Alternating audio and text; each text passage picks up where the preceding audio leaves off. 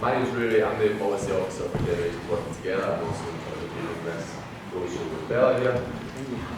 And we're here today to talk about intergenerational practice. And for those who are maybe new to the concept, intergenerational practice is about bringing together people of different generations for a shared benefit, and there's an element of intentionality to that as well. We'd like to stress. So, shared benefits, skill sharing, knowledge exchange, amazing things happen when we bring generations together, and that's what we want to do more, and we want to see more development of in Scotland. Thanks very much, Rory, and I'm really grateful to have been asked to take part in this event, or open this event, to celebrate Global Intergenerational Week. Now at Westminster, I joined the Joe Cox Foundation, and that was highlighting the danger of loneliness. It's as dangerous to your health and well-being as diabetes, would you agree? And when we think about loneliness and isolation, we do often think about older people who maybe have lost their partner over time and are stuck at home on their own, and what can we do to involve them? But actually, we see loneliness and isolation in every single age group, including young people, including middle-aged people who maybe never got married or are now divorced. We've got more single people in households now than at any time in the past. So loneliness, or the potential for loneliness, is in every single generation. And we have all experienced that to some greater or lesser extent during the pandemic. And we saw the reaction of the community afterwards when events like Wintertainment or the Troon Gala or other events came back after the pandemic. They were absolutely jammed.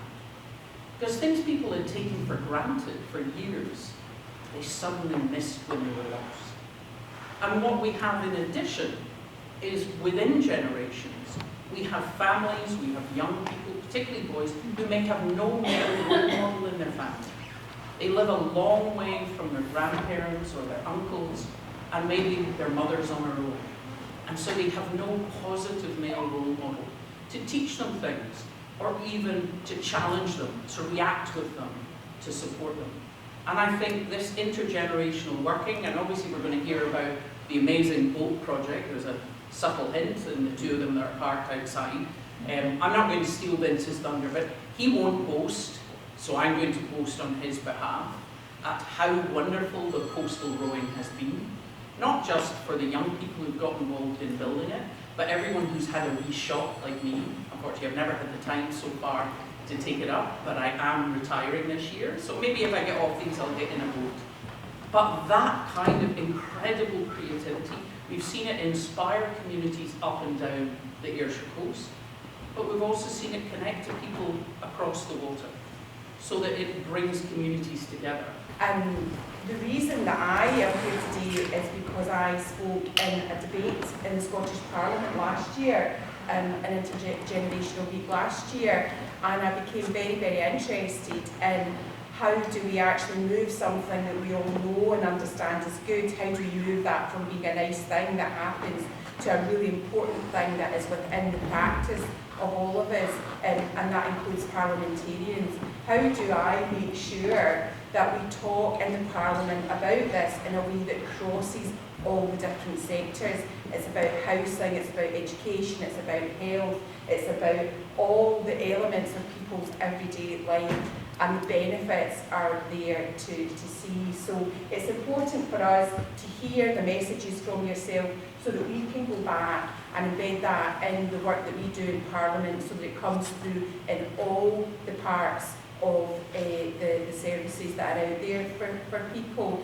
I also have to say that it was an absolute delight to go and see the boat at Auchengrove, and to see it as it was at the time that I went. It was quite early on, and they were shaping the wood to make it look like a boat, and I was absolutely fascinated by that. And then the young people here are telling me about how this morning, how you then make that able to go in water and make it waterproof, and so all of these things help us to think and to work together.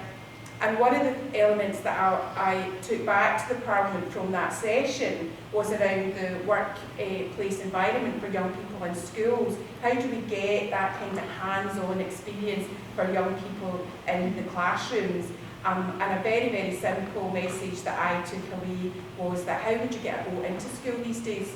Because new schools are not built in a way that the design buildings are on the bottom, maybe with big shutters. So there's lots of practical elements that we as parliamentarians need to make sure that we raise about all of those kind of things. The project in Ayrshire, in particular South Ayrshire, was started with the first Troon boat.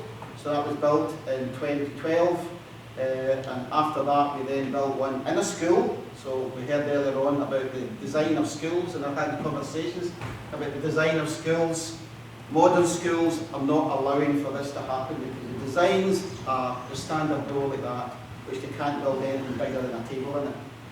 And I did make a comment that if you had a school built in the 50s, 60s and 70s, you could build big things in it and get them out roller shutter doors and do big projects. Modern schools, unfortunately, the design is not allowing for that. So the Carrick Road was built inside the school technical department with pupils' timetable to do it. That boat is now in Maidens as part of the Carrick Coastal Rowing Club. The Girvan boat was built in the school in Girvan. They had big roller shutter doors in the technical department. You could roll it out of school. That's now a club in Girvan. And the Presby boat, which was a modern school, had to go to Irvine. That was built in the Maritime Museum. So that was a great project because we had apprentices in the Maritime Museum working with adult volunteers and also pupils coming from the school every Wednesday afternoon. And that was a good project in the Maritime Museum.